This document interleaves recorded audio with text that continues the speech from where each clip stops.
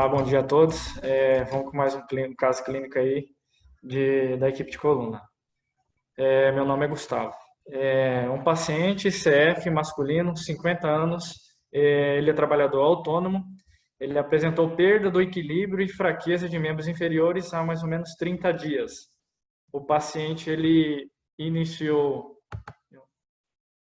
o quadro de dor cervical há 6 meses, com piora importante há 2 meses, associada a 3 episódios de queda da própria altura por perda do equilíbrio e força motora transitória em membros inferiores, relatando impotência sexual há 30 dias e alterações do padrão de marcha.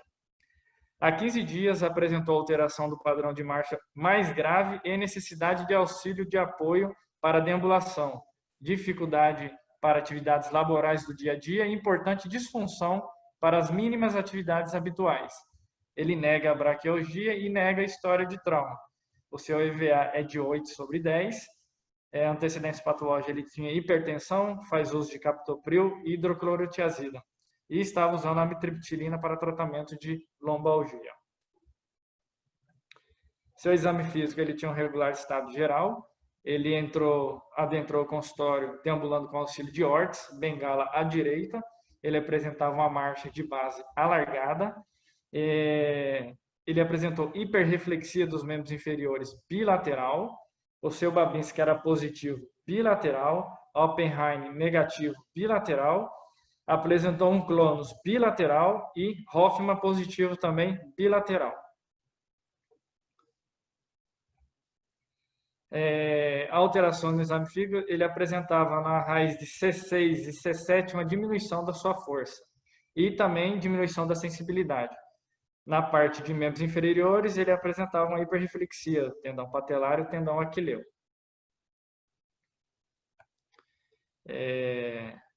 Hipótese diagnóstica eu abro para, se alguém quiser comentar alguma coisa, exames e a possibilidade de tratamento.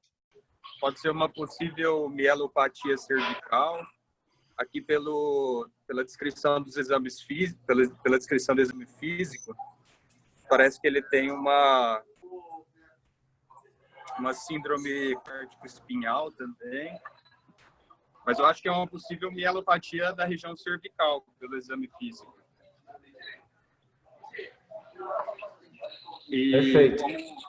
como exames aí, inicialmente eu pediria uma radiografia para a gente ver possivelmente algumas alterações ósseas em relação à coluna, algum possível desvio, alguma osteopitose, alguma coisa mais grosseira.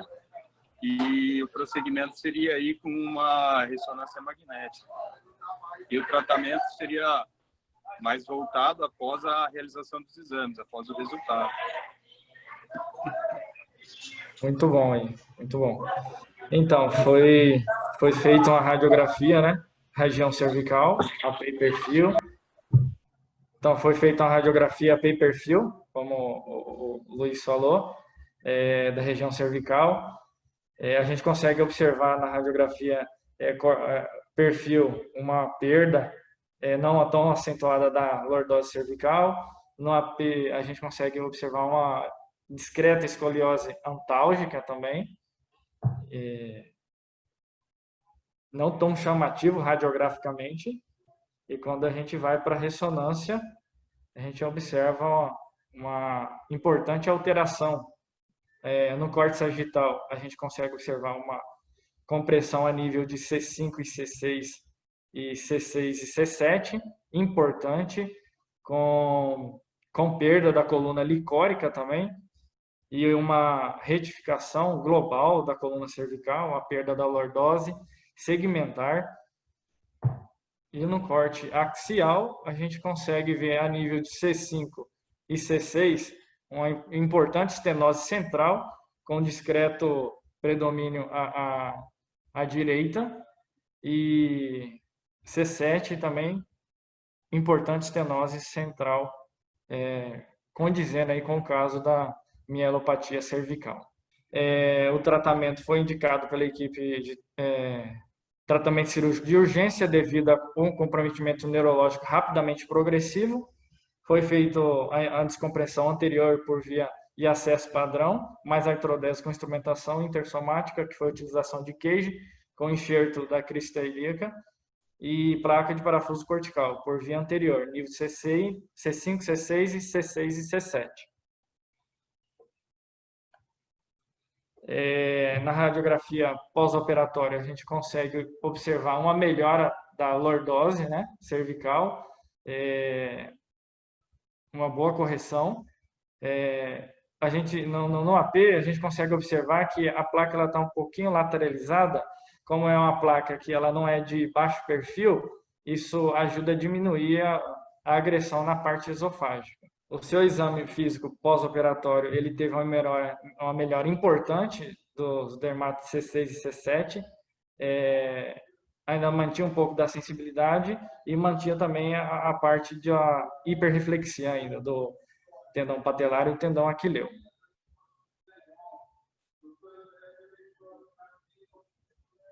E é isso aí. Algum comentário, alguma coisa? Eu queria fazer uma pergunta, viu? É o seguinte, o quadro clínico inicial dele com aquela liberação, hiperreflexia, Babinski, Cronos, isso fala de liberação extrapiramidal, é isso?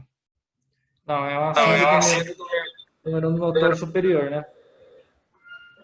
E eu queria saber assim, com esse quadro, como é que eu desenho assim, o que tipo de compressão ele teria? Essa que é assim, porque vamos dizer assim, semiologicamente eu posso ter a ideia de tipo de compressão, se ele pega só motor, se ele pega o sistema piramidal, extrapiramidal, se ele pega central, quer dizer, é possível eu fazer esse diagnóstico clínico patológico, vamos anátomo patológico? É isso que eu queria saber, porque é um quadro que às vezes a gente encontra, né? Professor, eu vou ajudar o Gustavo. Na verdade, são sinais de liberação do neurônio motor superior, né? Sim. Que são causados aí pelo quadro de mielopatia. Na verdade, o que acontece é que ele evoluiu aí com uma mielomalácia, ele não tinha um quadro tão acentuado, ele tinha hérnia de disco, e ele começou a ter uma evolução de uma mielopatia, e o quadro clínico dessas evoluções, normalmente a gente fala que são bem em escada. Ele fica um tempo estável e tem uma evolução abrupta, onde ele estabiliza mais um tempo e tem essa evolução abrupta também. Então, na verdade, ele deixou de ser um paciente que tinha sintomas de cervicobliacalgia, de compressão de raiz, a partir do momento que ele desenvolveu essa mielopatia e começou a ter os sintomas de liberação do neurônio motor superior. Entre o paciente ter alteração no exame de imagem, no sinal radiológico, na ressonância dessa mielopatia, muito antes ele já apresenta os sintomas. Então, normalmente, quando a gente vê essa imagem, o paciente já tem um quadro clínico bem florido e bem acentuado, que era o caso dele. Tá, então, assim, só para explicar, eu estou falando como a gente estudou essas coisas tão antigamente que hoje, quando a gente vê esses sinais e sintomas, a gente sempre lembra, né, do sistema neurônio motor central. Então, o que eu posso deduzir é com esse quadro, isso que eu queria saber, Lara, a gente pode deduzir alguma coisa ou não se deduz nada? Fala, não, é só um sistema, uma mielopatia compressiva, é só isso que eu deduzo ou eu posso avançar mais? É isso que eu queria saber. Eu posso saber que nível, que tipo de compressão é, que grupo que ele está comprimido, ou não dá para eu saber? Era essa a minha dúvida. É dúvida, eu não estou perguntando, é dúvida. Não, tranquilo. O nível da compressão, a gente, quando ele tem sintoma radicular, que ele tem diminuição de C5, C6, a gente consegue aí deduzir o nível da hérnia. Mas a partir do momento que é mielopatia, os sintomas vão ser... Se ele tivesse uma compressão mielopática torácica, por exemplo, ele também teria... Teria as mesmas coisas, né? Teria o mesmo tipo de liberação, é isso? Se ele fosse, independe da altura, é a mesma, os sinais seriam iguais. Cortou, professor, não consegui ouvir, desculpa. Tá, se fosse, vamos, mais baixo, os sinais e sintomas desse paciente, fora a parte de compressão cervical, ele teria essa liberação do mesmo jeito, é isso? Essa Ele teria alteração do neurônio motor. hiperreflexia, Teria... Babinski, tudo isso aí seria igual, né? É isso? Seria igual. Seria igual, A né? parte seria igual da mielopatia, isso. Tá. Não, é isso, é dúvida, viu? Não é, eu não estou questionando, eu estou com dúvida. Não, imagina, sem problema, professor. Eu tenho uma pergunta. O abolamento ou protusão discal pode evoluir para uma mielopatia grave dessa forma, ou só a hérnia de disco? E se esse paciente tivesse feito exercício físico, se poderia evitar uma mielopatia grave dessa forma, uma vez já instalado a hérnia de disco? Então, professor, a mielopatia é por conta da estenose no canal. Se ele tiver uma protusão associada a um canal pequeno congênito ou uma hipertrofia ligamentar, ele pode ter uma mielopatia por estenose do canal vertebral, né? Não só as custas aí necessariamente da hérnia de disco, pode ter outros componentes que favoreçam aí essa estenose de canal. Em relação aos exercícios físicos, eles fazem parte da correção postural, do fortalecimento muscular, mas o acometimento na coluna ele é multifatorial, né? Pode ter componentes genéticos, alterações congênitas que facilitem esse desenvolvimento. Então, embora o exercício seja importante e seja aí um dos fatores de proteção, nem sempre ele consegue evitar a evolução desse paciente. Obrigado, parabéns pelo caso. Obrigado. Lara, eu só queria fazer uma observação aí para os residentes, que esse paciente ele tem um quadro clínico muito rico, né? E esse tipo de exame físico que foi dito aí, não é comum a gente encontrar assim no dia a dia. Então, eu acho que os residentes deviam pegar esse caso e estudar todos esses sinais, o que é Babinski, o que quer dizer o Cronos, aquelas coisas lá que está descrito lá. Eu acho que esse exame é muito rico, é muito importante esse tipo e saber o que é o exame físico e o que corresponde esse exame físico que foi descrito aí. Eu acho que, olha, não é tão comum, né? A pergunta que eu tô, é comum o doente apresentar esse tipo de neuropatia? Na verdade, quando ele chega nesse estágio de um exame clínico tão florido, ele já está num estágio bem avançado, né? Provavelmente esse doente vai ficar com déficit definitivo aí. Talvez ele não consiga recuperar tudo. Normalmente as queixas às vezes são mais difíceis mesmo de serem percebidas e o exame físico, sem dúvida, pode ajudar no diagnóstico precoce aí.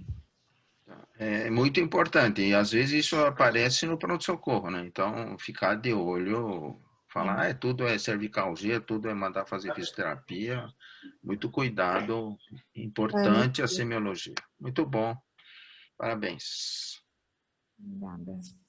Obrigado aí. Mais alguém tem alguma pergunta para o Gustavo? No chat tem pergunta. Eu acho que... Oi? No chat, o Dr. Fábio Lucas fez uma pergunta.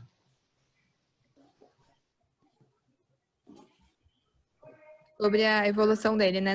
Da evolução aguda do caso. Na verdade, ele estava já evoluindo com déficits, e entre uma consulta e outra, ele evoluiu com perda maior, e pode acontecer. Eu falei sobre evolução em escada. Ele fica um tempo com o mesmo quadro clínico, de repente ele tem uma piora abrupta, que vai se manter por um tempo até ele ter uma nova piora abrupta.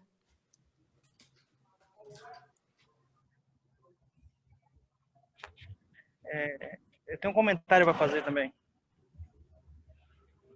Pode falar, Wilker. Em relação a esse caso, é interessante também que, por se tratar de uma síndrome do neurônio superior, a gente também tem que levar em consideração, quando a gente fizer um exame físico, alguns achados, né? Nesse caso, a gente achou que tinha um Hoffmann positivo. Hoffmann positivo, a gente pensa numa lesão mais alta. Mas pode ser, obrigado, amigo. Pode ser que no caso de uma compressão no nível torácico, esse Hoffmann esteja ausente, e aí você faz a ressonância, achando que está uma coisa cervical, que vai dar negativo, e você também tem que fazer uma ressonância no nível torácico, né? Para excluir uma compressão do nível torácico também. Só isso. E parabéns, Gustavo.